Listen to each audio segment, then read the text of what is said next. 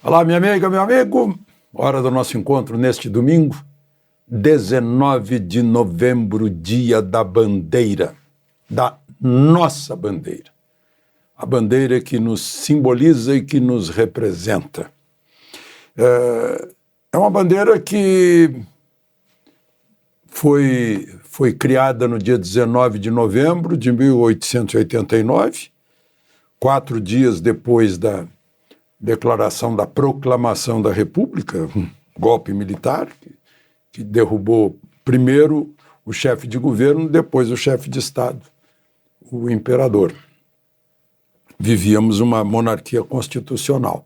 Agora copiaram a bandeira do Império, os republicanos. A bandeira do Império foi criada, as cores, inspiradas por Pedro, o imperador, Pedro I, e o desenho é do Francis Debré, que desenhou tanta coisa aqui no Brasil no tempo do Império. As cores, né, a gente aprende na escola, o verde é da floresta. Não, o verde é da Casa de Bragança, representando Pedro. O amarelo é da Casa dos Habsburg, da Áustria, representando a imperatriz Leopoldina, Maria Leopoldina. E no centro havia o brasão do Império, com a coroa. Foi substituído pela esfera, pela circunferência, com o céu do Rio de Janeiro no dia 19 de novembro, ou no dia 15 de novembro, com o dístico positivista Ordem e Progresso. Antes disso, houve uma outra bandeira que durou 4 dias só. Parece que foi inspiração do Rui Barbosa, algo assim. Copiando a bandeira americana. Stars and Stripes Forever. As estrelas no cantinho, num retângulo, num quadrado na parte superior da bandeira, num canto, e as listras verde e amarelas. Durou só 4 dias, depois voltou a bandeira do Império com um novo centro. Foi isso que aconteceu com a nossa bandeira. Bandeira que representa cada um de nós e nós todos. Hoje eu fui ao velório de um grande amigo, mas sobretudo de um grande brasileiro na área do ensino. Eu prefiro dizer ensino porque educação é em casa. Heitor Gurgulino de Souza, morreu com 94 anos. Ele foi professor do ITA, formado na Mackenzie, físico. Foi professor do ITA, foi professor da Universidade de Kansas, nos Estados Unidos. Foi do Conselho Federal de Educação, foi reitor da Universidade de São Carlos, que não é pouco, né? Foi vice-presidente do Clube de Roma, foi da Unesco, foi da OEA, foi reitor e criador da Universidade das Nações Unidas.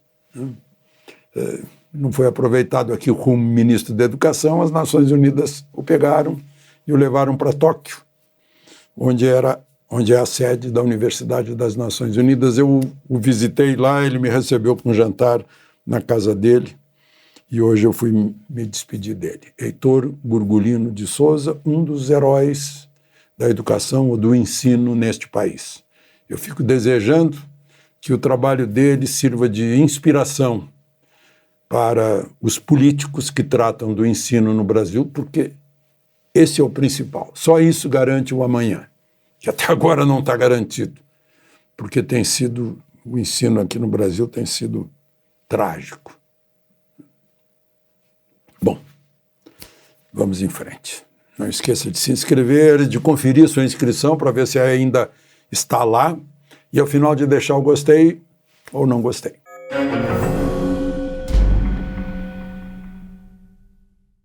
Primeiro assunto de hoje se passa numa universidade. A Universidade do Paraná, onde foi formado em Direito Deltan Dallagnol, o homem que coordenou o Ministério Público no caso da Lava Jato, que acho que foi vingança, né? Ele acabou foi o mais votado no Paraná, e o eleitorado foi desrespeitado e foi cassado o mandato que o eleitorado deu para ele. E agora, mais uma vez, ele é cassado. Na liberdade mais do âmago da cidadania, a liberdade de expressão. Ele tinha uma palestra na Universidade do Paraná chamada Liberdade, vamos ler direitinho, o título da palestra era A Liberdade de Expressão e o Combate à Corrupção. 2 assuntos que nos calam muito. Combate à corrupção, que também foi anulado, e foi a esperança do país, que não seríamos mais o país da impunidade, e nos tornamos. Confirmaram com recibo. Sim, continuamos sendo o país da impunidade. Eu já vou demonstrar para vocês mais fatos de agora. E ele ia fazer essa palestra, liberdade de expressão e combate à corrupção.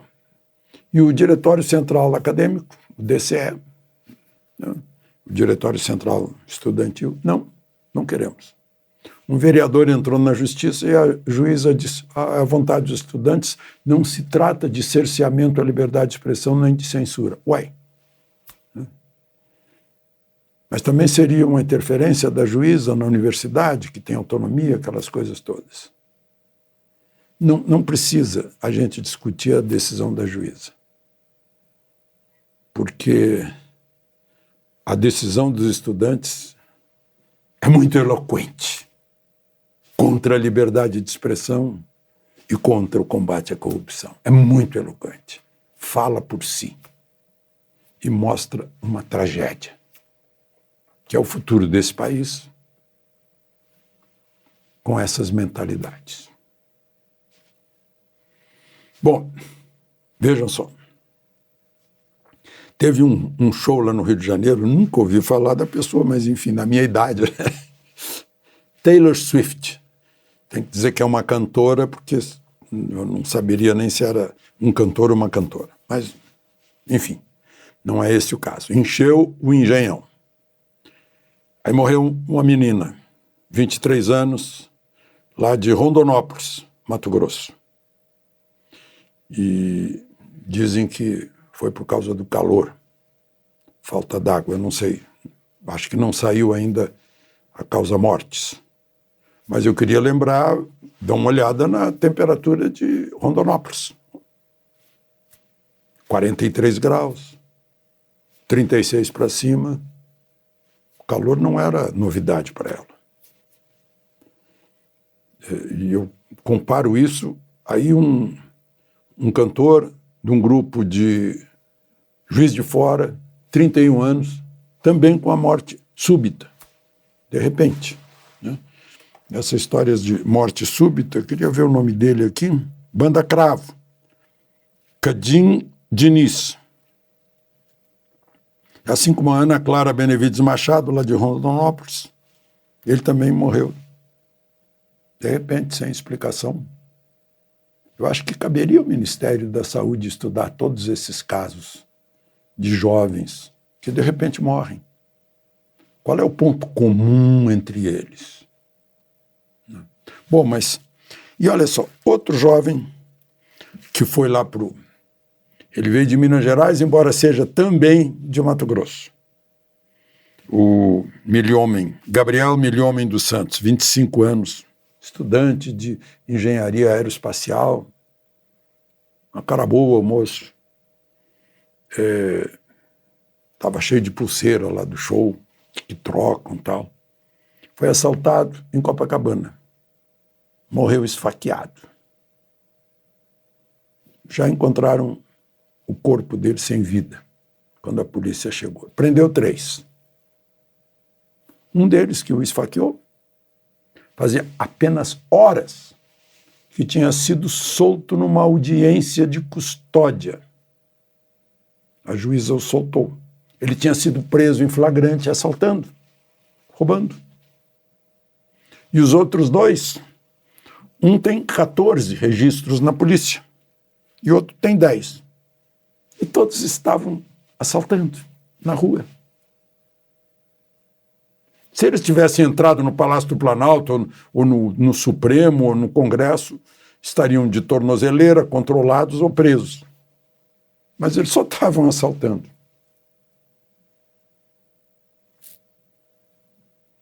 Eu lembro do ex-governador de Minas Gerais, ex-presidente da Arena, que perguntava que país é esse.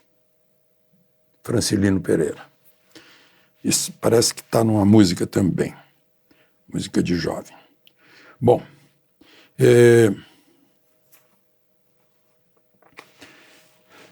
aí já faz parte do lado pitoresco, né? Bolsonaro está sendo acusado agora de importunar baleia. Enquanto isso, a gente está preocupado com a baleia que foi importunada. Não sei como, ele estava olhando a baleia.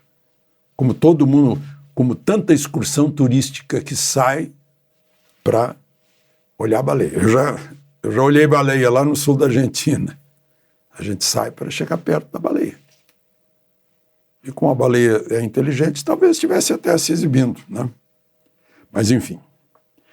O que eu queria falar é que, enquanto isso, no Pará, morrem de modo cruel milhares de cabeças de gado bovino, bois, vacas, bezerros, morrendo por falta d'água, falta de comida, por responsabilidade do Estado brasileiro, porque foi o Estado brasileiro que desalojou os criadores desses animais que não têm onde botar os animais. Eles tiveram que sair de uma extensão de uma reserva indígena que não era, porque o INCRA os pôs lá há 30 anos quase. E eles estavam trabalhando. E tiveram que sair, perdendo tudo. Só que o Estado brasileiro tinha que suprir a retirada, a ração, a água, a condução, um lugar onde botar. É a responsabilidade do Estado brasileiro. Todo mundo sabe que quando morre um preso na prisão, é a responsabilidade do Estado brasileiro. Não foi o Estado brasileiro que matou, mas a custódia é do... Na hora que desalojam, a custódia é de quem... Né? O ônus da custódia, a responsabilidade, é de quem desalojou. Foi o Estado brasileiro. Foi decisão da justiça brasileira. Execução do executivo brasileiro. No Brasil, envolvendo brasileiros. O sofrimento do gado é terrível. Lá no Pará. E lá no Amazonas, o Ministério Público está dizendo que a dama do tráfico não pode entrar no comitê. Aliás, ela não estava no comitê, ela veio de carona. E com passagem paga pelo Estado brasileiro. Aliás, por você, por mim. Pagadores de impostos. Francilino Pereira. Que Brasil é esse? De Brasília, Alexandre Garcia.